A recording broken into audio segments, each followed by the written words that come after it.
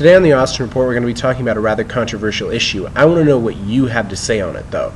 Please comment on Facebook, comment on YouTube, or go to our new forum. You can find all the links on the Facebook page, the Austin Report. Be sure to like it, suggest it to your friends, so we can all join in on the discussion. Today we're going to be talking about mitigating external conflicts. Should the United States mitigate external conflicts? Mitigation is lessening the severity of. So in essence, should we help lessen the severity of external conflicts?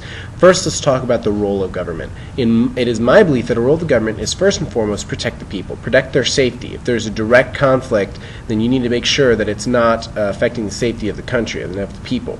Protect the people's freedom, and then protect their rights. Their rights will, for all intents and purposes, be defined as the rights in the Declaration of Independence and the U.S. Constitution.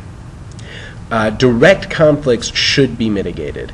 This is pretty apparent. World War I, World War II, Pearl Harbor, 9/11, the American Revolution, all of these things were direct conflicts that directly affected us. The Japanese bombed us. World War I and World War II can actually be defined as indirect conflicts, a global or a globally significant conflict, but for all intents and purposes, we're going to say that the effect was so large, or the possible effect was so large, that it was a direct threat to the United States. So those should be mitigated. That's protecting the people, protecting their freedom, and protecting their rights. So that's part of the country's duty. Now, indirect conflicts start to be the problem, such as Darfur, the situation with Pol Pot in North and South Korea, and big one right now, Israel and the Middle East. Humongous conflict, and we need to kind of define what it is before we can decide whether or not the United States should mitigate this conflict.